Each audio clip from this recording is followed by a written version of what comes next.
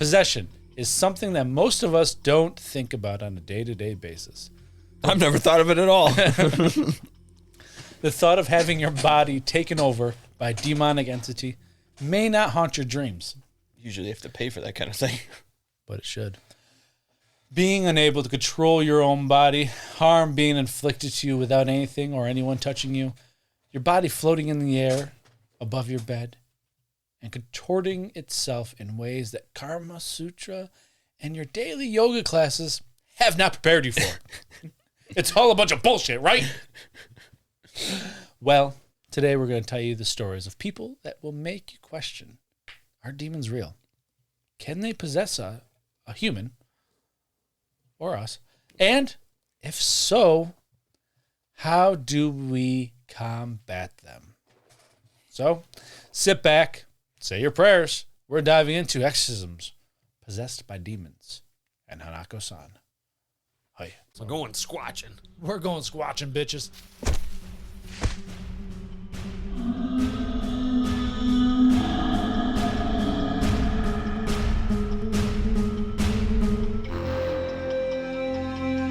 Welcome back, you cool cats and kittens, to the Don't Touch My Sasquatch podcast.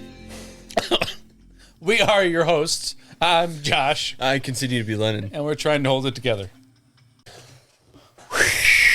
I couldn't look at you at all in that opening. I know. I was trying to look everywhere but... What's the underside of the table look like today? Fucking Patreon maybe should have gone second. God Same damn as it. last time. Not much has Yeah, she's dirty. Not much has changed down there. How you doing, sir? Holy shit balls, man. Cranky. A little context. That was like a half hour ago. How are we still giggling like schoolgirls? Is now Speaking of schoolgirls, I don't fit, Hanako. Okay. All right. Woo. Check out Patreon. Yeah, please do. It's fucking... My leg itches. There's a lot of noise over here. I'm gyrating Your again. camera, you're just like... I'm just gyrating again. That's how I do it. Alrighty. Hey, Lennon. Yo! Can you explain to the people what the fuck an exorcism is? What is an exorcism? Yeah. According to the United States Conference of Catholic Bishops, an exorcism is specific. We're going to go very mundane. Yeah. Try your best. According to the United States Conference of Catholic Bishops, an exorcism is a specific form of prayer that the church uses against the power of the devil. Oh, please don't possess me! The fucking shit. How'd that shit come from? Sorry, just finding up for that one for a minute. Sucking all the air. Lennon's over like, where's all the air? Oh, Lord. Fuck. Please proceed. Give the people what they need. Why is my watch blasting off to space? According to possession lore, one becomes possessed by a minion of the devil. Okay. Most cases, it is thought to be a demon or a demonic entity. Some possessions are even thought to be done by the devil himself. Done by the devil himself. Give it to Georgia. Down in Georgia. Why is my mouse not working? There it goes. I don't know. Why is your computer not working 90% of the time? Right? In some famous possession cases, the person was possessed by multiple entities, which were the spirits of evil people throughout history. Some possessions even claimed to be possessed by Hitler. Really? Is one of them. Yeah. Not to throw the H word out there, but... We call ourselves the collective. Similar. What's that? Is that Split? That's a good movie. I think so. I'm not sure. We should talk about. Yes, it is. We should talk about sometime the it's not super paranormal type, but we should talk sometime about the person that was based off of. Real person who really did have 13 different personalities and Really? Split personalities, and that's what the movie is based off. I can't remember the guy's name now. And of course, they adapted it into the Unbreakable series. Correct. It was, There's also there's a documentary on Netflix about it. Really? Yes. Fuck, now I can't remember any of it. I'll remember later and I'll tell you. Sounds good. Great. In some famous possession cases, exorcisms done through the religious lens are performed as a means of protection over the inflicted individual. The Christian exorcism invokes Jesus Christ for protection or to repel the evil spirit. Now, Play a drinking game along at home. All right. Take a shot every time we say exorcism this episode because I say it literally about 56 times. You might be dead. You might be dead. Might be dead. After letting the next paragraph, you're over. Oh, yeah. You're expired. Here we go. You ready? The Christian exorcism is performed only twice. Both for two separate occasions. The first is a simple or minor exorcism. This is usually done in the case of baptisms for both children and adults being baptized. That's a normal, common one. From what I understand, it's just like part of the baptism. So that happens frequently. Whoa, what do they do? What the fuck? Being baptized. Didn't know what the fuck's going on. They're not expelling shit. No, you're getting dunked underwater. Oh, that was a water burial. You're supposed to just get your head and you're just like, oh. I got it. That was traumatic. I thought Chewbacca was getting baptized I'm for a minute stuck. There we go. I got it. Oh, you were legitimately stuck. I was. I don't know why. The second form of baptism, nope. The second form of exorcism, Just got that. and one we are focusing on is a major exorcism.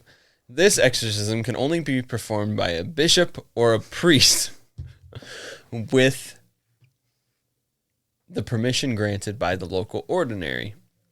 There's going to be a lot of religious terms in here that I hope make sense to religious people, but they don't make sense to us. Yeah, I was about to ask you what the fucking ordinary was. I don't know, but this is from the Catholic Conference website, so I hope the local ordinary is what it means. I'm a unordinary or extraordinary. This is the exorcism is aimed. Nope. This exorcism is aimed at, quote, the expulsion of demons or the liberation of a person from demonic possession. Oh. Under the Code of Canon Law, one may receive an exorcism under the following circumstances. Catholics. Yeah. Catechumens. My best demon voice. 3, non-Catholic Christians who request it. Okay.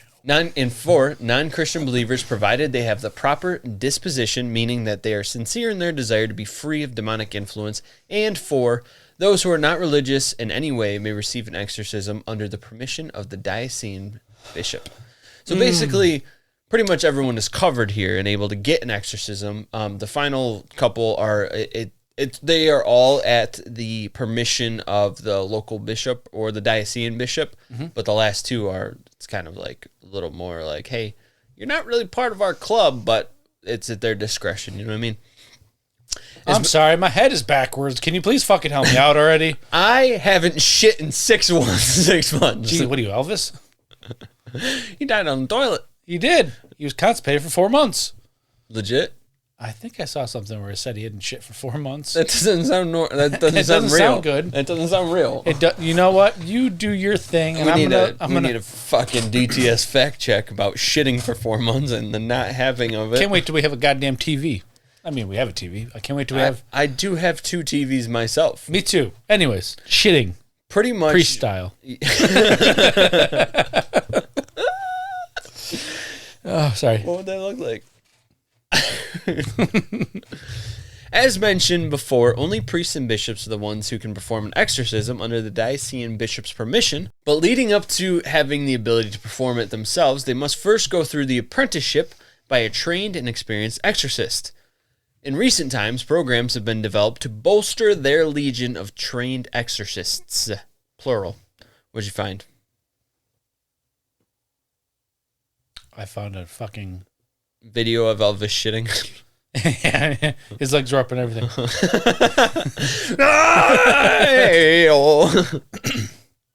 Severe and chronic constipation during post-mortem examination.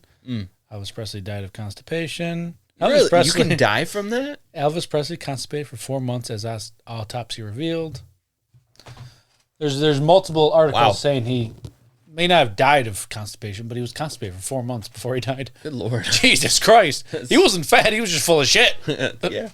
Basically. Sorry. Basically. It's okay. He still could sing. It's okay. That's why his last performance was so, like, he was sweating so much. Just he because was a very sweaty man. he was like, I really got to shit, but I can't, guys. I don't know what and to you do. saw the fucking outfits he would wear. Those things must have gotten some fucking heat going. Yeet.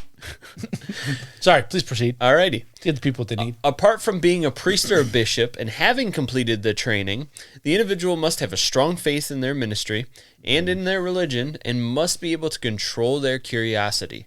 A skilled spiritual director is supposedly critical to the life and work of a trained exorcist to keep them on the straight and narrow path. Checks and balances. Yes, pretty much. That was me talking while I was choking. That's wonderful. It was. Thank you. It is under the exorcist's investigation and research that they and only they determine whether a person is truly possessed, mentally or physically ill, or just plain faking it.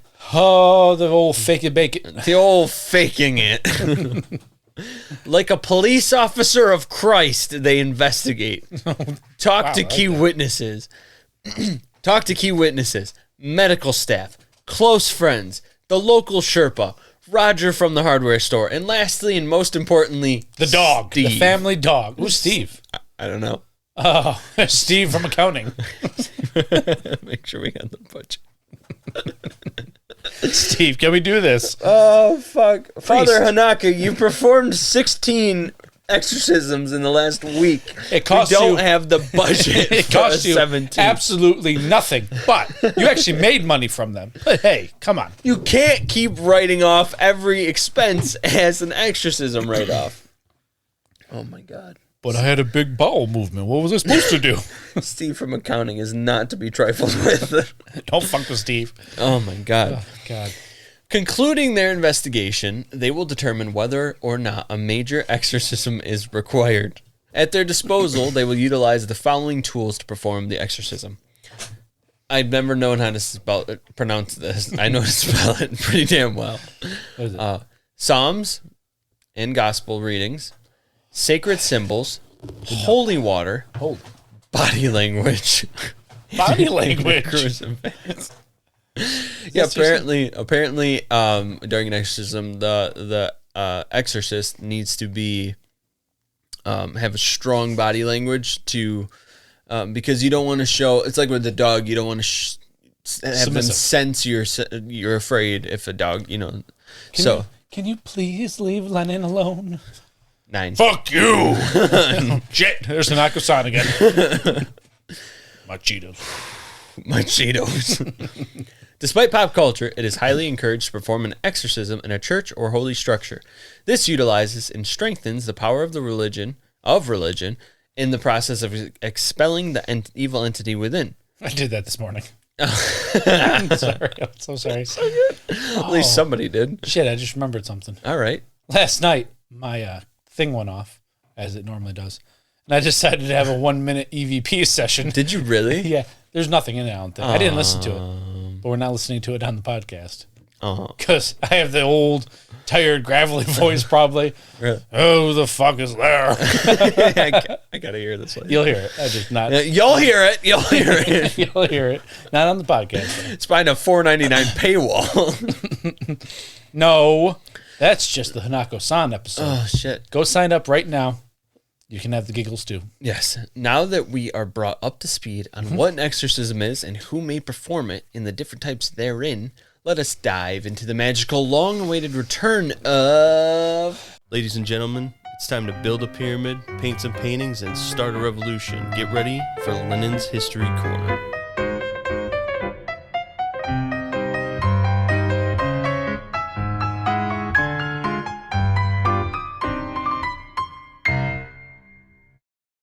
As we now know from the opening explanation, exorcisms are predominantly a Christian practice. Back in the early days when Jesus was walking around doing his Jesus thing, he was out and about casting evil away. Ha! You're healed. Ha! You're healed. Jesus, you're walking on water and healing Be dolphins. gone! Wait, Guy. that's a monk. Never mind. Close. Tibet. And it's meditation. Shut the fuck up, all right? I'm I'm kidding. I don't. Just please proceed with the Lennon's History Corner. The Gospel of Mark, written around 70 CE, tells many accounts of Jesus doing such things. Specifically, in the New Testament, many accounts and stories of him practicing and casting out the devil and evil from those afflicted and tortured by said evil. Bill, you said you're The devil? All right, I got to practice. Thank you. All right. Yeah. Did it work? Go fuck myself. All right, I'm going to say that didn't work. I'll see you tomorrow. Same time? Same time. Martin Luther. King. Nope, wrong one. Oh, really? Yes. There's another Martin Luther? Are you genuine? Yeah, I don't fucking know. Okay, yes, there is another Martin Luther. But I'll get to that after I read the line that I skipped. Off good.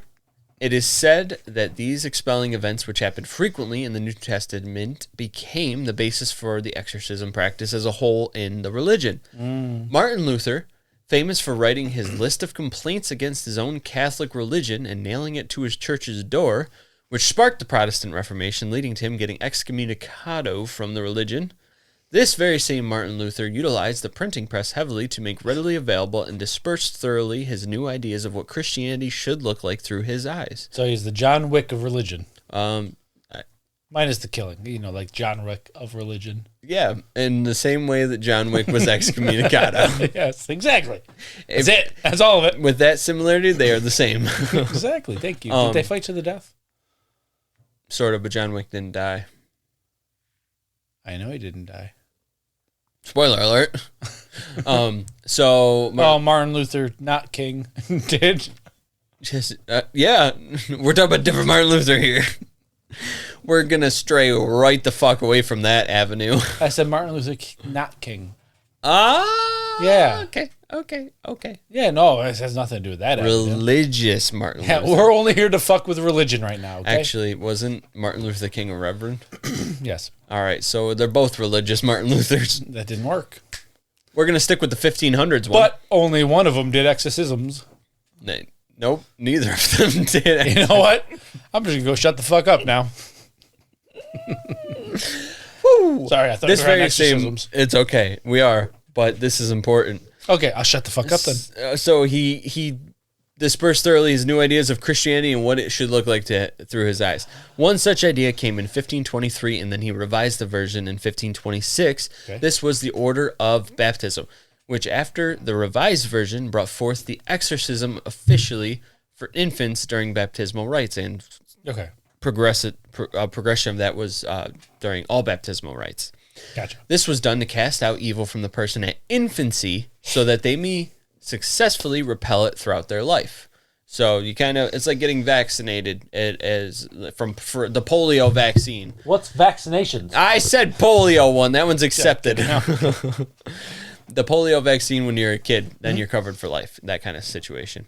While the exorcisms were done by Catholics to the T and were a very formal occasion, the Protestant exorcisms, however, consisted of a public event, group prayers, fasting, and some showmanship. In 1900s America, the Pentecostal movement emerged, bringing with it a more focused Holy Spirit teaching, healings, miracles, speaking in tongues, and exorcisms. That's exactly what, dude. That shit's wild. Like, you've seen some of the videos. Isn't that the one where they put their hands all over people and just start chanting some weird fucking language? No, that's laying hands. Legitimately, that's what it's called. I believe you. I don't know if the speaking in tongues and laying hands all happened at the same time. Maybe. But the speaking in tongues thing is pretty wild. There's a video I'll show you. I have a client who got very annoyed with the church she went to, and they put hands on her, started speaking. Really? Blah, blah, blah, blah, blah, mumbling. Speaking in tongues, yep. Yeah. That shit's She's like, weird. I don't know what the fuck was going on, and I got the fuck out of there. I don't blame her. I got the fuck out of there when I was 12. I never had to get the fuck out of there because it's not my tang, man. I don't know what happened. I couldn't get words. This is usually my job to fuck up words, my man. These supernatural ideas blended very nicely with the exuberant theatrics and spirituality that an exorcism would bring. Now, Josh, do you have any famous exorcisms you want to touch on now that we know what an exorcism is and who performs it and where the fuck it comes from and the religion associated with it? Possibly. All right, then I guess possibly. Never mind. Let me just try. Okay, I'm gonna do my best. Alrighty. No. And cock the rest. Yeah. CAULK. Yes. Do your best and cock the rest. It's a saying in the trade world. I know. Sorry, fucker. All right. Okay. Anyways, demonic possessions. It's a term for Jesus. Shouldn't swear at me. Demonic possession. It's a term referred to the belief that an individual's actions, thoughts, emotions, and or physical conditions are controlled by an evil entity. Different religions and cultures may have different ways of dealing with demonic possessions, but many involve exorcisms. Let's take a look at 3 different cases. Yeah, they just slap him across the face. I'm right, I'm gone! God damn it! Where are my headphones? Get a grip, man. Oh, boy. Or woman. All the above. Or they. Or them. Or I'm stalling to get my headphones on. Sorry. There we go. Bill, Jim, Sue, Mary, Jane. Let's take a look at 3 different cases of supposed demonic possessions and their end results. Just a heads up to all. I feel a sneeze coming on. be prepared. Thank you, Scar from Lion King. The first and one of the most famous and well-documented cases of demonic possessions is that of Clara Germana Sella. She was a South African Christian girl born in 1890 and orphaned as an infant. Since the age of 4, she attended a Catholic school in Natal. At the age of 16, she was allegedly told, she wasn't told, she was told. She was told and did the telling. Her priest that she wanted to make a pact with the devil. What she wanted from the deal is still unknown, but her confession went ignored. Typical church shit. Sorry, had to clear my throat there. Later that month, she would go on to claim she did indeed make a pact with the devil. Her behavior would start to deteriorate, and she would start exhibiting signs of supernatural abilities, such as revealing secrets of not only the people she knew, but of those she didn't know at all. She started speaking languages she did not know, like Polish, German, French, and Norwegian, just name a few. All right. Displaying abnormal strengths, feats of strength, like being able to throw a nun around the room and kick their ass of the priests. Oh. And she would even be seen levitating 5 feet in the air on a daily basis. That last one would get it for me. Like, maybe this bitch had some kind of, like, wiry strength and was like, bitch, get out of here. Yeah. Bam. The other one's kind of explainable. Yeah. Oh, she's just floating today. Yeah. It's okay. She had a little helium. We're going to chalk that up to a normal Tuesday here at the church. Shouldn't we do a exorcism? No. Okay. Let her be. All right. Let her be. She's just having a good old time floating around. She would contort her body in unnatural ways and was said to make animalistic noises. One nun wrote, no animal had ever made such sounds. Neither the lions of East Africa nor the angry bulls. At times, it sounded like a veritable herd of wild beasts orchestrated by Satan had formed a hellish choir. What in reality she was doing is masturbating for the first time, and the contortion was just her having an orgasm. Jesus. Oh! Good God. Yeah, she was vocal. Oh, God. Remember, she was 16 at this time, you sick fuck. What the hell are we talking about this then? Ew, what the hell are we talking about this? Oh, shit. She would speak to people that were not there and supposedly smashed her own bed to pieces. She fucking ate this bed. No cushion. Said I wanted a bunk bed. Next time, give me a bunk bed. And carve a little car in the front. I want a race car bed. That's right. She would show aversion to holy objects and display violent behavior towards the nuns and priests who were trying to help her. She does just a casual middle finger. Violent behavior. As time went on, her conditions continued to deteriorate, and she would go on to tear off her clothes, and her skin would burn at the touch of holy water, and she would lash out at any holy objects that were concealed. Yeah, I'm telling you, that sounds like a Tuesday night for me, ripping off my clothes. And hissing at the crucifix you have on your wall. Oh, that fucking crucifix gets me every time. Every time you walk by. Oh! Where'd you come from? I don't remember putting you there. According to the Lutheran... Oops, sorry, go ahead. Jesus Cristo! Ah! Don't say that name. What's that? That was a hell of a yell. Channel deep for that one from somewhere. In your bowels. Or not in your bowels. Nope. Crikey. In the bowels of your throat. Whatever. According to the Lutheran Pastoral Handbook, the symptoms displayed by Clara were in line with demonic possession. At one point, Clara would tell one of the nuns, "Sister, please call Father Aramus. I must confess and tell everything. But quick, or Satan will kill me. He has me in his power. Nothing is blessed with me. I have thrown away all the medals you gave me." She had a war purple star medal. Purple heart. That's what I meant to say, but I was trying to get it out quick. Yeah. Later, she would go on to say, "You have betrayed me. You have promised me days of glory, but now treat me cruelly. I have brought peace, justice, and the American way in Africa. To my new empire." Yeah. Now, was Clara speaking to the demon himself or herself, itself, themself? Did it possess her power? Sorry, not possess. That was promise. Did it promise her power and happiness, but only deliver torture to her? Don't know. On September 11th, 1906, Father Manasuti and Father Aramus. I was doing my best with those words. Great. Names. Arrived to perform the exorcism. They arrived to perform an exorcism on her.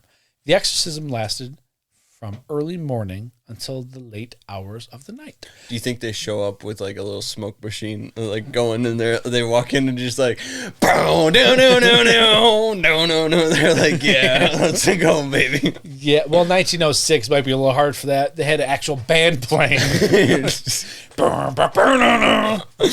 Metallica, what are they doing back here? They're demonic. They travel with us, you know. We got them on retainer. It's part of our pact. We'll let them be. During the exorcism, Clara's violent behaviors intensified, and she even tried to strangle one of the priests with his stool. I thought you were getting strangled on that one. No, I was trying to do effect. The stool as in the thing he was sitting on, not his own shit. Not his stool stamp. Yeah. It keeps breaking. I don't know what to do. You need more fiber. Well, if you strangle something, you have too much fiber then. Okay. The next morning, the rites were given again, with the possessing demon departing Clara's body after telling the priest that he would signify his exit with an act of levitation. Clara rose 5 feet into the air, as she had many times before. Look what I can do. Yeah, that's what she said, too. This levitation occurred in front of the audience of around 170 people at the chapel. And they're like, oh, bravo! How were they doing that, Margo? I do not know. Do you see the wires? There's no wires? Okay. Some guys ahead. Whoa, no wires. Look at me go. Look at her go. The priest has a hula hoop. See? This is legit.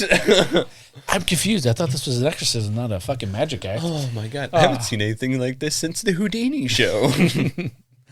The priest then said that Clara had been cleared of the devil's influence, and witnesses reported an extremely foul smell filling the air. It was just Philly farting. just big old Phil in front. Big old Phil. Sorry, guys. That was me. There was no visible wires. I didn't know. I got scared. A little poo came out. But let me just tell you, 10 out of 10, guys. Bravo. Where's my Cheetos? After the exorcism, she returned to her normal self and asked for forgiveness. She would end up living a quiet life until she died in 1912 from a heart failure at the age of 22. Oh, shit. Oh, shit is right. It had a sad ending. That's not good. Yeah. Now, was that from the demon taxing her body? Who the fuck knows? Maybe she just died of a bad heart, all right? She was religious. She should have had a good heart. Ronald Hunkler. Sorry, I don't know. I didn't know. I was trying to think of something. It's good. We can cut that. We can cut that. No, it's it's cool. good. Yeah, It's good. It's good. Our I was next- laughing with you, not at you. I was laughing at me, so therefore you were laughing at me too. Well, fuck. Our next possession was one that inspired a horror classic film. This is the story of Ronald DeFeo. Hunkler. No, not DeFeo. We're not back there. Ronald who now? Hunkler. Okay. What story did it inspire? What you're about to say? I'll let you speak. 1 second, please. Ronald was born in 1935 to a German Lutheran family in Cottage City, Maryland. He was a NASA engineer who patented a special technology to make the space shuttle panels resistant to extreme heat, thus helping the Apollo missions of the 1960s. That's cool. That's very Yes. cool. I've seen them up close. Go ahead. You have? Yeah. You've seen Ronald Hunkler up close? Nope. I've seen the Hunkler tiled things Got that he it. made, the ceramics. I understand. I don't know if it's ceramic. I doubt it's ceramic, but I don't know anything about this. So, before this, though, he had another claim to fame. He was the real-life inspiration for the movie The Exorcist. His identity was kept under wraps after he went through a series of exorcisms as a young teenager in 1949. At the age of 14. We're going to go back now to the beginning. So Yes, go yours ahead. and my one that I'm going to talk about were the inspiration for The Exorcist. Maybe. Honeycomb shell filled with phenolic epoxy resin. The shell was material made to vaporize as a result of the atmospheric friction. Go ahead. Sorry. Now, I'm going to take you back to when he was 14. He began to experience knocking and scratching sounds coming from behind his bedroom walls. Objects would seemingly fly across the room around him, and his bed somehow would move across the room on its own. His aunt taught him how to use an Ouija board to communicate with spirits, and his mother thought the strange occurrences were related to her death. She died, I think, earlier that year. In March of 1949, his family sought help from their Lutheran priest, Reverend Luther Schultz, who observed him for a night and witnessed some of these strange events. He wrote, chairs moved with him, and one threw him out of it. His bed shook whenever he was in it. That's all he wrote. He also said, he also said a picture of Christ on the wall shook when Ronald was nearby. That was just a little... Just quaking in the boots. That was a loose floor joist there. It connected to that beam. Boom. It's shaken by... God damn it. Shaken and baked. Shake and bake. Shake and bake. After Ronald underwent a series of medical and psychological tests, which failed to find anything abnormal, their pastor advised them to see a Catholic priest. All right, that was weird. A Catholic priest. I mean, is there anything in this that will give me a fucking allergic reaction? Swell my tongue up. Catholic The family contacted Father William Bodern, a Jesuit priest who performed more than 20 exorcism rituals on Ronald over the course of 3 months. 3 meses. Aren't you fancy? I forgot the word for month, so I just said months. 3 months. Oh, great. During the exorcism, Ronald reportedly exhibited violent behaviors, spoke in foreign languages, and displayed wounds and marks on his body. Mm-hmm. The exorcisms were documented by Father Raymond J. Bishop, another Jesuit priest who kept a diary of the events. He also claimed that 14 people witnessed the exorcism, including 9 Jesuits. Mm-hmm. In a diary entry that was written, one evening, the word Lewis was written on the boy's ribs in deep red scratches. No, not Lewis. Next, when there was some question of the time of departure, the word Saturday was written plainly on the boy's hip. Oh, but they were leaving on Sunday. So it was crossed out and the Sunday was... As to the length of time the mother and the boy should stay in St. Louis, Another message was printed on the boy's chest. 3.5 weeks. The printing always appeared without any motion on the part of the boy's hands. The mother was keeping him under close supervision. It seems like something Chris Angel would be able to do. Right? Is this your card? Ah! He just burns. It's just burning into his chest all of a sudden. Well, for some reason, all I'm thinking of is the boy in his possessed state was thinking to himself, stop asking questions. This is hurting. It just keeps going. Hey, Father, what should I have for Pipe down dinner? for a second. I need to know more. What should I have for dinner? Chicken and rice. Sorry, Ronald. I had to ask. What is the definition for anti-disestablishmentarianism while using the question and the answer? Wow, this one's his whole back. This is amazing. Father, shouldn't we not provoke? Shh. This is awesome. Are you getting this? Hush now. Are you seeing this too? This is wild. I don't believe it. On March 21st, 1949, Ronald entered... Make it say penis. Can you spell for me, pen 15? Thank you. On March 21st, 1949, Ronald entered a St. Louis hospital, and in April of 1949, the exorcism ended when Ronald allegedly said he's gone and reported seeing a vision of St. Michael defeating the devil. He returned to normal life and had no memory of the ordeal. Great. He's gone. Is that how you conclude your bathroom breaks? That is actually. Yeah, people at the gym really are like, what the Just fuck? a nice double clap.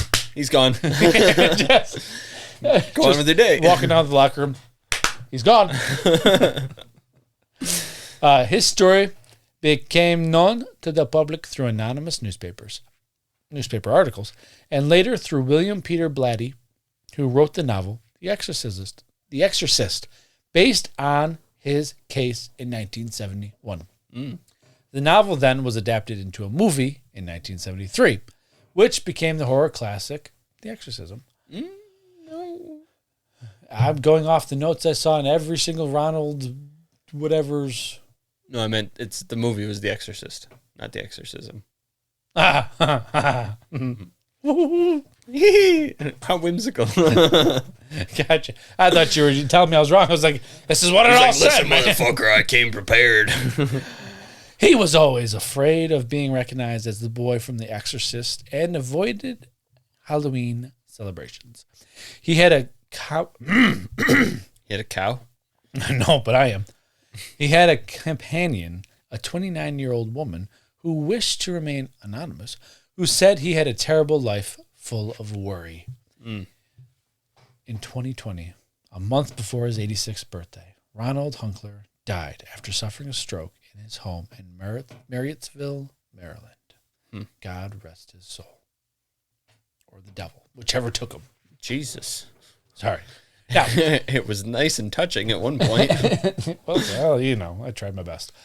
Our final and most recent case comes to you equipped with a police report and multiple medical professional testimonies. Okay. That of nurses and doctors and psychologists. In November 2011, LaToya Ammons, her mother Rosa Campbell, and her 3 children, ages 7, 9, and 12, moved into a rental house in Gary, Indiana. Shortly after moving in, they would experience strange phenomena, such as swarms of flies on the porch during the winter, footsteps and creaking doors in the basement, shadowy figures and wet footprints in the living room, and objects moving by themselves. Yeah, I'd say you got a magician or a poltergeist. I don't know which. Sorry. On March 10th, 2012, Ammon's 12-year-old daughter allegedly levitated above her bed during a sleepover with a friend. They prayed until she fell back to the bed. The daughter had no memory of this incident. Did they do the hula hoop test? I don't think they did, actually. That sneaky little bitch. On April 19th, 2012, Ammons took her children to see Dr. Jeffrey. Wow, that's a name. Dr. Jeffrey Wilton. Anyekuwo, a physician. She took her children to see Dr. Jeffrey. Okay. He observed their bizarre behavior, such as growling, cursing, and threatening to kill him. Yeah, kids don't swear. Not at all. Well, this is unusual. They're growling at me, swearing, and telling me they're going to kill me. Possessed. He also witnessed one of the boys walking up the wall backwards in front of a nurse and a family case manager. Awesome. He wrote in a medical note that they had delusions of ghosts in home and hallucinations. So he I'm going to wrote in circle his back. notes, might be fucking Spider-Man here in the future. Better contact the inventors. So for a little elaboration on that, apparently while they were talking to the kid, she was holding the kid's hands, the nurse. Yeah. And I guess the kid, while holding the kid's hands, or the mother's hands, someone's hands, sorry. Sure. It walked up the wall backwards, flipped over the person, and landed on their feet. And it was witnessed by all these people. So, yeah, delusions of ghosts in home and hallucinations. Yep. The doctor just like pulls out a chart. Fucking sick, bro. That's pretty cool. That was I'm gonna pretty give it to you. Not gonna lie, it's pretty good. I mean, yeah. It's pretty good. Yeah. Delusional. You teach me how to do that.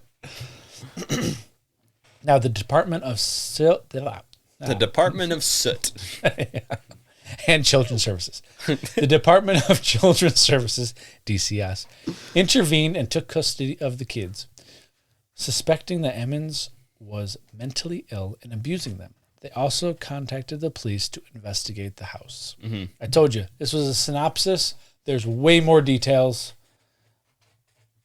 Yeah. There's where my notes were going to be, that sheet and all that. Yeah, that's attached. I just didn't do the notes. That's all. I mean, details. All right. There I am. Gary, Indiana. Yeah. Police, Charles Austin, visited the house several times and claimed to have experienced paranormal events such as flickering lights, malfunctioning equipment, cold chills, and an apparition of a woman. He also took a photo that showed a shadowy figure when no one was home. That was on the front porch. I did not include the photo for you, but it'll be in the video. I think they also said the car had issues too. Like it wouldn't start or something like that. The radio wouldn't work. Oh, no. Emmons sought help from various churches and clairvoyants who told her that the house was infested by more than 200 demons. She eventually contacted Father Michael Meganet. If you say it quicker, nobody will know if you say it wrong. A Catholic priest who agreed to perform an exorcism on her and the children. Father Meganet interviewed the family and concluded that they were indeed being tormented by demons. He performed 3 exorcisms on Emmons, 2 in English and 1 in Latin. He also blessed the house and instructed them to leave. Then, in June of 2012, DCS restored custody of the children to Emmons, who moved to Indianapolis with her family. The paranormal events reportedly stopped after they left the house. In January of 2016, Chris Angel of the Paranormal, Zach Baggins, of course, bought the house for $35,000 to film a documentary called Demon House. He claimed... Original. Yeah. He claimed to have experienced negative effects from being in the house, such as, nothing you can prove, blurred vision, headaches, and anxiety. That's his classic 3. You know that, right? I don't watch that. Do you remember the Dybbuk box when we did that episode? Yeah. Yeah, remember he bought it and he felt headaches, blurred vision, and anxiety. Yeah. It's his go-to. Like you said, stuff that can't be proven. Because Then again, I want to say, for all his bullshit and stuff, if he really is sensitive to the supernatural, that would explain it. yes. Unfortunately, I don't. It's just gonna be the video. Oh. Unfortunately, I don't have too much faith in what he says because I feel like his shit is all like fake. Yeah. Kind of like real Chris Angel. I don't think he's really doing some of that stuff. Don't burst my bubble like that, you big bastard. I don't think he's really capable of flying. God damn it. He also interviewed some of the people involved in the case, included the Ammons, Campbell, Austin, Magnet, and the old doctor that I can't say, Onwaku. He also interviewed Jerry, the hardware mechanic down the street. That one was a lie. Okay. In February 2016, Baggins demolished the house after filming was complete. He said he wanted to prevent anyone else from being harmed by it. He wanted to prevent anyone else from making money off of it like he did. Absolutely. Well, he bought the goddamn house. He would be making money off it if he didn't demolish it. Exactly. Idiot. Now, no exorcism can be complete without the priest to guide and combat the demons that are possessing an individual. Priests such as Lennon? You're not the priest. I was talking to you. I'm here today to perform this. I've never done this before, and I am not familiar with any of this stuff. Shit, I had everything. That was a bad Sure did. Oy. It's a couple famous priests that we're going to talk about today. I'm going to talk about two because, let's face it, these two are the most famous, and I was going to do more, but I found a lot of information on the two of them. So we're going to start with Reverend... I see what you did there. Reverend Gabriel. Yeah. Gabriel. Yeah. Amorth. Oh, good. I'm glad you did him. I knew I was going to have a lot for you. Not as much as the other one. One of the most famous... Really? One of the most famous exorcists to practice was a name by the name... I don't know why the fuck it autocorrected to that, because there's definitely no way it wrote that. The name. Was a famous Take a second. Thank you. One of the most famous exorcists to practice was a man by the name of Reverend Gabriel Amorth. Reverend Gabriel Amorth is the man who the movie The Pope's Exorcist, which is coming out soon or already came out, I don't know, was based on, portrayed by Russell Crowe. I think I know what one you're talking about. Yeah. Isn't this a new Exorcist? Yes, there's a new one coming out. Okay. Russell Crowe plays him. He was appointed chief exorcist of the Diocese of Rome in 1986, and served as such until 2016 when he passed away at the age of 91. God rest his soul. During his prolific career, he performed over 60,000 exorcisms. He made bold claims about the evil within our world, such as the notion that Hitler and Stalin were actually possessed the whole time by the devil. In 2012,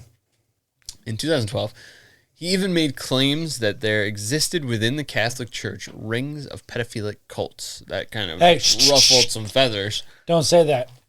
All right. It's the reptilians. We'll go with that.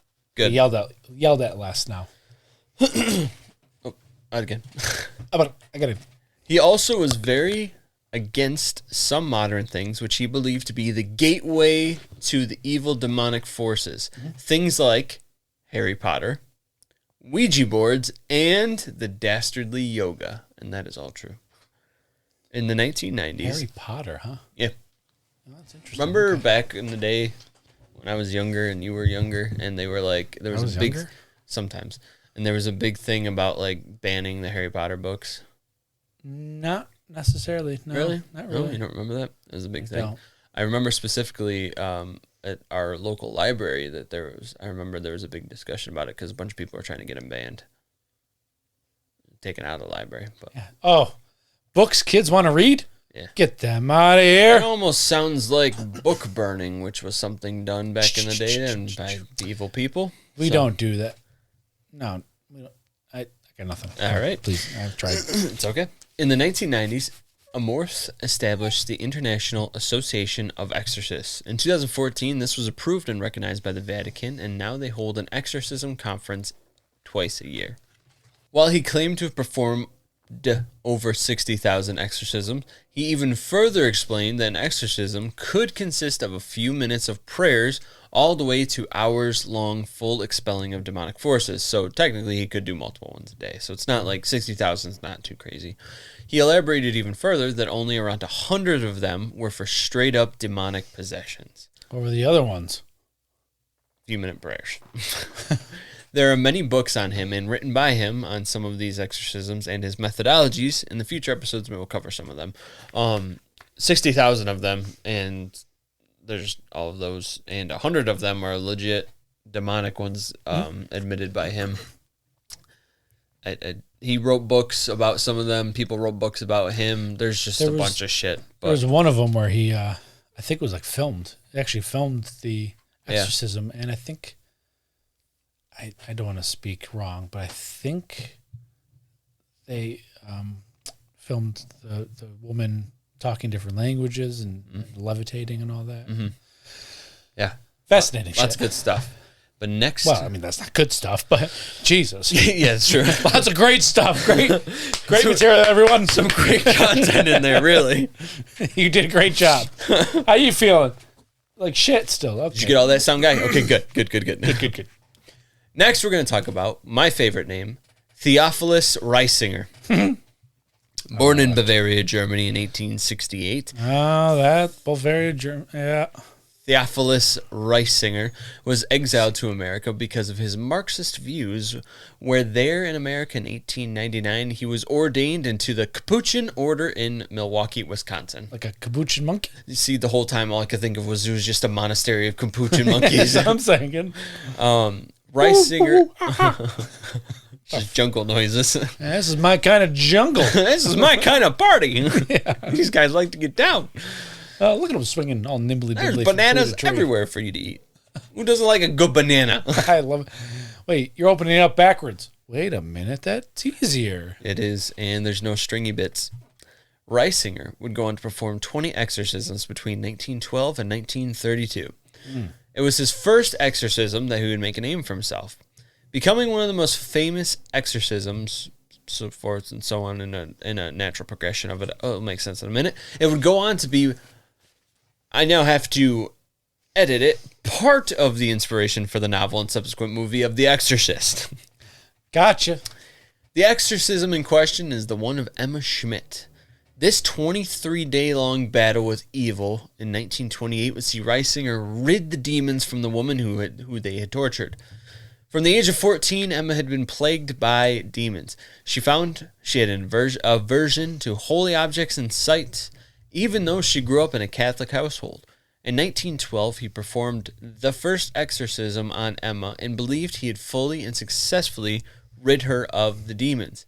But in 1928, he was called upon again to exorcise her. By this time, she began again to have an aversion to holy objects, but also was plagued internally by evil voices which degraded her and begged her to commit horrible deeds. Reisinger believed the original demon had returned, but bringing with it 7 more demons to enter into the woman's consciousness. So I just checked it up real quick. I'm sorry. Yeah. The Exorcism of Anna Uckland of 2016 was it was based on the documentary of Emma Schmidt. Okay. Gotcha. Yeah. Gotcha. Good. Sorry. Okay. I just wanted to look real quick to make sure it wasn't like Emma Rose or something like that. When it came time for the exorcism, she was brought to a covenant, and it began. She hissed at the holy water sprinkled on her, and after the first 3 sessions, she would be bound to the bed to prevent backlash, because it said that Reisinger had done enough now that he knows that sometimes the demons start, like, the backlash and hit and punch and flail around. So this was a deadly one, so he chose to have her bound. In the next session, she shut her eyes tight as they started, but as soon as the words began, holy juices began flowing, she broke through the restraints and is said to have inhumanly leapt from the bed and clung to the wall hanging above the door.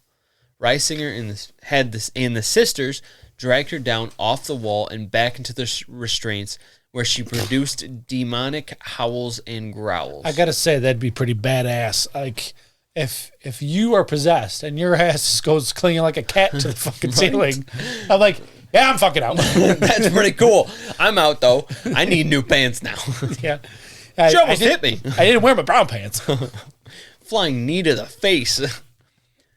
The activity continued throughout the remainder of the exorcism. As I said, it was a 23-day-long battle. That's a hell of an exorcism, man. She wasn't consuming much food during this time, but this didn't stop her from impossibly vomiting massive amounts of what they described as tobacco leaves, tobacco leaves and debris.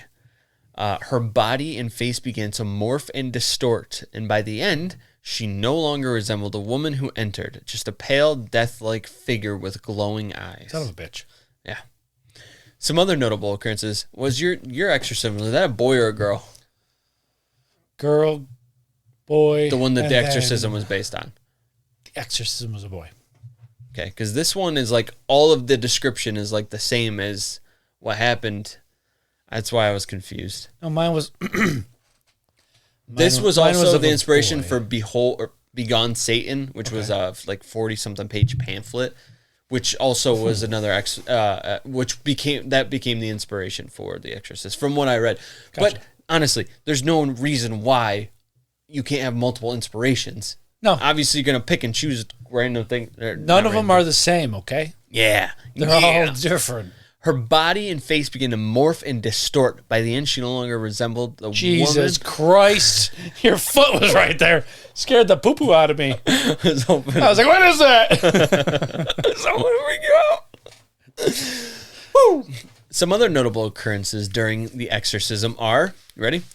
Foaming at the mouth during Latin-speaking portions. Oh, I like that. Expanding her body to grow to twice the proportional size. So she literally went...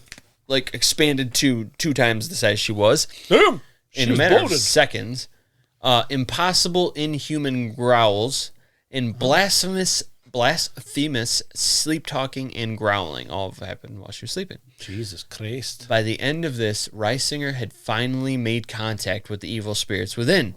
They claimed to have been controlled by Lucifer himself, who lay within, possessing Emma as well. I am Lucifer, and I control this body. I figured you could do some kind of little magic there. I can. Yeah, I know. They claimed they worked in conjunction with Emma's father and his mistress, Mina, who had it out for Was that Dracula and Mina? Mina Harkness. Oh. And is it just the name? I don't know. I think it's just the name. It's sexy. And everyone at kind of like Shakira. Oh. Yes. God damn. Hey, if you're listening, Shakira, call me. Kidding. I'm kidding. Sorry. It was a joke. I'm going to let you just walk that back. They claim they worked in conjunction with Emma's father and mistress Mina, and everyone at play's endgame was to drive the poor girl to suicide and rid the world of her. Jesus Christ. On the final day, each and every one of the demons was expelled one at a time out of her, with one last shrieking scream from Emma before she collapsed with a violent foul odor filling the room. She just farted, guys. She stood up, opened her eyes, and spoke in her own clear voice for the first time in 23 days, finally free. What did she say? What did she say? Didn't say. God damn it. Is it Taco Tuesday yet? Taco Tuesday. I can hear your computer taking off. Sorry, well, you're not going to hear it on the mics. Yeah, right. So that was my 2 priests. Incredible. 2 of them. I like it. Maybe someday we'll get into that full Emma Schmidt one, because that sounds incredible. I glossed over quite a bit. I mean, there's 23 days worth of Listen, shit that they had to go through. She had to go through. Mm-hmm. It's like the... And then the whole plot by her father and mistress. Apparently they were poisoning her and stuff like that, trying to kill her. And Gotcha. apparently they made the pact with Lucifer to possess her and stuff. Well, like we discussed when we first talked about doing this episode, this is kind of a... introduction that when we do actual exorcist or possession cases, we can just refer back to this one for people to listen to. So, well, I'm back. Sorry, guys. Little allergy problem here. Don't mind the fucking blood eye I have. Jesus Christ. Debunking. The monkey.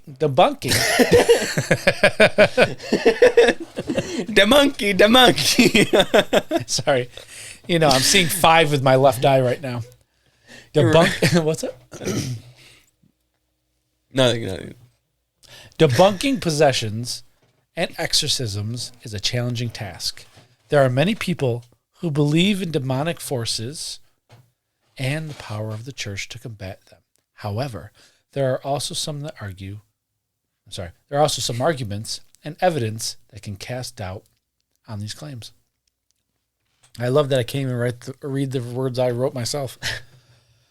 I mean, I wrote all of them myself, but you know what I mean. For one thing, there is a lack of scientific proof for the existence of demons or the supernatural. There is no reliable way to test and measure the presence or influence of demons, and no clear criteria to distinguish them from natural phenomena or psychological disorders.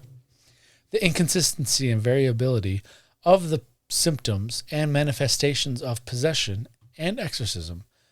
Different cultures and religions have different beliefs and practices. Sorry, swallowed. Bad timing. Regarding demons and how to deal with them. And even within the same tradition, there can be a variation and contradictions. Mm-hmm. My fucking left eye is crying. It's okay. The influence of pop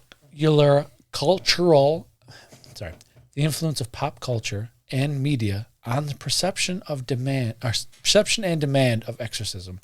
The portrayal of exorcisms in movies, books, and TV shows can create expectations and stereotypes that affect how people interpret their own or others' experience, and can also increase the desire for exorcism as a form of entertainment or spiritual validation. There is also the possibility of alternate explanations for the phenomena attributed to demons and exorcisms. Some of the common signs of possession, such as speaking in tongues, levitating, superhuman strength, or hidden knowledge, can be explained by natural causes, such as hypnosis, suggestion, hysteria, fraud, or coincidence. Some of the effects of exorcism, such as relief or recovery, can be attributed to the placebo effect, psychological factors, or regression to the mean. With that being said, I think it's time to give our thoughts on the matter. Notice how I just glossed over that whole thing. I saw that. I did see that. Yeah. Possessions. Do you want to hit the button? Oh, we're doing final thoughts.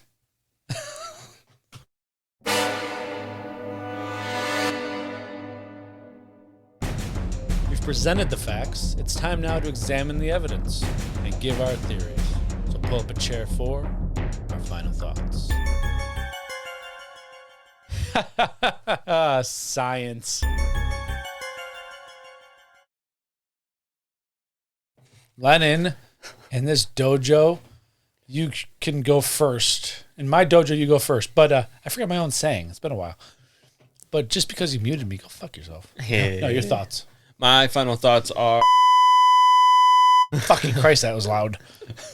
You wanted your headphones turned. Well, that's because I got these puffy fucking my new Bills hat that I got from last week. It's very nice. It is very nice. It's cozy and warm. Oh, it's so toasty. My final thoughts are possessions. What are they? Who are they? What did they come from? And where did they go? Good. I like it. Great. Joe.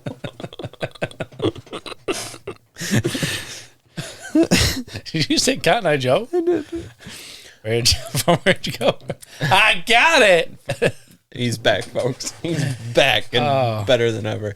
Trying to be. Kind of like what I mentioned last week. I kind of touched on. Who knows if this possession, the exorcism thing, could just be like the goodwill or the positive vibes that your brain puts out.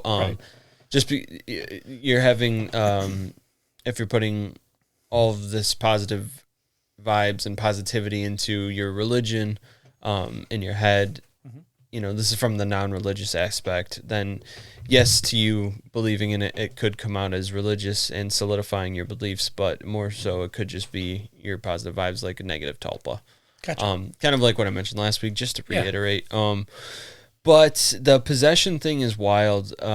There's, if all of this stuff is true, if there's actually people who are doing this weird leaping onto walls and climbing backwards up walls, and the language thing is easy to explain away. Is it though? Kind of. You see, that was one of my factors. If somebody doesn't know Polish, but the basic, like, not rhythm, but they have certain letters and repeating type stuff. What about any language or anything? Somebody can mock their way through it. For example, Ronald knew at least 4 languages that he didn't know the day before. Yeah, he could speak them fluently. Right, but did the people who did hear it? Did they understand it? Or That I can't. I wasn't there. That's the thing. I wasn't there. Exactly. So did they know it, or they're just like, God, this sounds like Russian to me? And he's just like, oh, you stuff on That did not sound like I Russian. know it didn't. That's why I'm not good at faking an exorcism. But no. So I don't know. There's some stuff like that can be explained that because you can cast a shadow of doubt on it. You know, like with UFOs. Well, you could say, oh, it was a plane because you don't have a picture of it. You know, I'm backtreading here. It's okay. I don't know. It's wild. So do you think possessions are real or not? They could be. Some of them. Most of them. it. Some of them. Not most of them. I meant the opposite of most of them. Some of them. That was borderline confusing. So That's what I'm here for. We're going to give you confusion and intrigue and a little bit of lighthearted comedy. confusion. What are your final thoughts? Oh, well, it's thrown to me now. No, I didn't know Sorry. if you wanted me to say howdy do to you. I like a good howdy doody and a finger tooty. I'm just going to not Sorry. All right. politely decline. Yes, I think possessions are real, but I don't believe in them in a religious standpoint. I believe in them in, like we talked about in the last episode, a different dimensional being coming and taking over your body. Agreed. I think sometimes, not really the same realm, but sometimes some of our psychological disorders that we say, like some people that have, you hear voices in your head. Schizophrenia. Thank you. Schizophrenia that maybe, possibly, could have been explained by another dimensional being talking to you. Not all the cases, but just saying, let's explore some stuff that really makes you go, that's fucking weird. It's a little fucking weird, isn't it? Yeah, that's fucking weird. But for me, the psychological factors don't account for the rapid and almost overnight learning of multiple languages that can be verified. That an individual didn't know how to speak the day prior or even the week prior. How fast can you learn a fucking language? Back before there was... Duolingo. Yeah. Or that other one. Anyways. Rosetta Stone. Hey, no, there's a different one. Babbel. That's what it's called. Babbel.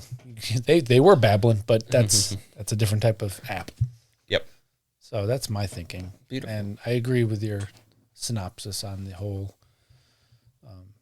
the exorcism thing being maybe just positive energy, getting rid of negative entities.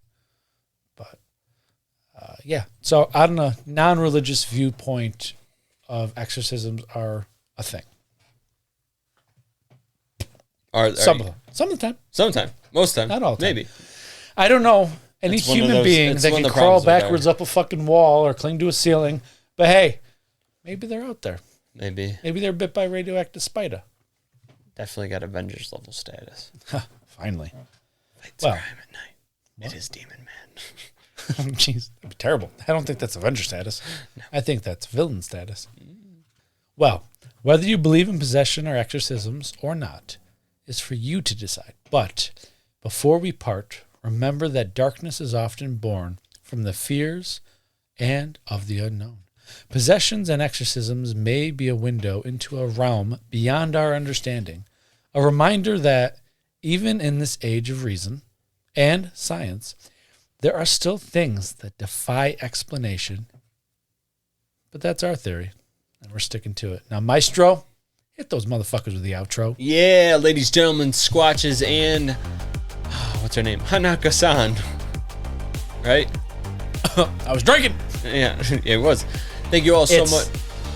Make me go back now. Thank you all so much for listening to the Don't Touch My Sasquatch podcast. If you'd like, That's fun. if you like what you were hearing and would like to support us, check out our Patreon, where we have a backlog of bonus content for you to enjoy, as well as multiple other perks. Hanako-san. Hanako-san. Head over to our website for dope merch selection and combo with the Patreon to get a discount on your purchase. You can reach us on Facebook, Instagram, as well as through our email at dtscast@gmail.com. Check out our YouTube to see the glorious work Josh puts out over on the video edition of each episode. And be sure to like the video and subscribe to the channel while you are there. Links to all are in the show notes. And right now, while you're listening, drop us a nice 5-star rating. This helps us to grow and you to receive more awesome content. For Josh, you got a red eye. I do. It's the left itchy one. allergy eye. And for me, Beautiful beard. thank Always. you. That's just a great beard altogether. But for now, remember to stay curious, be vigilant, and don't touch my Sasquatch. Don't do it. That big motherfucker's levitating over a bed right now. Ooh, I'm getting pulled into a toilet. That don't fit, Hanako. Motherfucking bitch. Got me. She got me. She got me. I don't fit enough, bro. Where'd all these bullet points come from? I have 2 pages of bullet points. Blank bullet points. You fuck with my shit. I didn't touch your shit. I just think it's funny. Fucking clowners. Did you get your finger fixed? Oh, that's this one. Okay. Did you start your phone? That's what you were doing. You dumb fuck. Dude, showing off. Look what I can do now. No, I didn't get me finger fixed. Goddamn Hanako-san. She came and fixed it. It won't fit like this. Yeah, I'll fix it for you. Goddamn. Go get me the fucking adjustable wrench. I need some pliers. Oh my god. God damn it. Where am I going to put this Cheeto? I'll show you. Bend over. I'll show you. If you're just joining us on the main episode, you're going to want to just jump on to Patreon. Sign up for Patreon, folks. You get to listen to some incredible shit. Pope look monster. Getting all handcuffed and For those of you who do have Rating. Patreon, you know exactly where we just came from. Oh, fuck. trying to put it back together. No worries. Nothing terrible there. Nothing big deal. That's your name. Nothing big deal. Nothing big deal. First name, nothing. Last name, big deal. First name, Son. Last name, Hanako. Why is that so much more funny? You remember from... You just look up and you got a hat on now. I thought that's what you're laughing at. Whoa, you have a hat. Oh, Do you remember from Transformers? can you turn me up? I'm here. Just because you got your hat on, I haven't done I know. anything different. I asked if you could. That makes sense then. Yeah. It's funny because I can hear myself talking, but I also can hear myself talking. This is not a good... There we go. This is better. Okay. I'm going to do the whole episode like this. Yeah, we're right. Yeah. Pick up, ha. Should I? Pick up. Hanako-san. Sanako Han. Can they possess humans? And if so, how do we combat them? So sit back, say your prayers. We're diving into exorcisms possessed by demons. For the last time. What the fuck? It is under Probably bad timing to do that. in the 1900s America. No. Didn't like that. In 1900s. Was that the demon in you? Yes, I it don't was. like that. I guess it was. That's a good name for a band. In the 19- Demon in you? Yeah. Sorry, I didn't mean to hit the fucking mic. I appreciate your apology, Hanako. Son. I can put my legs behind my head. That was supposed to be an animalistic noise. I'm pretty sure that was a bad representation of animalistic noise. I apologize for that. It legitimately was. Just The face didn't help it. sorry. Is that better? We're like, Okay. Sorry. I apologize, everyone. That is not quite what I wanted to do. it's so good. It was so quick. Because once it started coming out, I realized, nope, stop. Wow. Guys, look at that fucking eye. Anyway. Look at that eye. Jesus Christ. That is one brown eye. That is, well, you're looking at the wrong end. Excuse me. Classic Hiccup burp. Classic hiccup burp. Hug it, stick it, mug it, duck it, fuck it, nug it, shug it, hug it, suck it. Ooh. Oh. Is it time for the snarf? Yeah. I think it's time for the snarf. So going. Nope, the snarf. Nope, the Ladies snarf. and gentlemen, Snarf. it's time to build a Snarf. pyramid, paint some paintings. Oh, I voices in my head. They talk to me. Squatch. That was chaotic. Chaotic. Oh, I started the camera again. First name, Hanako. Last name, San. Oh, wow. That's going to look great. Jesus. Is it gonna be okay? Is it gonna be okay? Almost could have gotten much worse. I can't look at your camera. Why? I don't know. I just see you holding it all in. Exorcisms done through the religious lens are performed as means. What are you doing? I have the camera. Exorcisms done through the. You were grinding away your throat through most of that.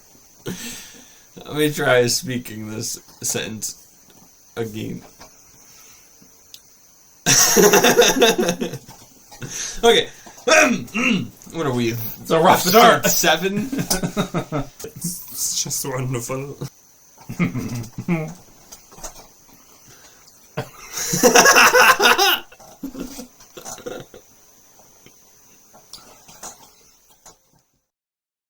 I don't fit and I go.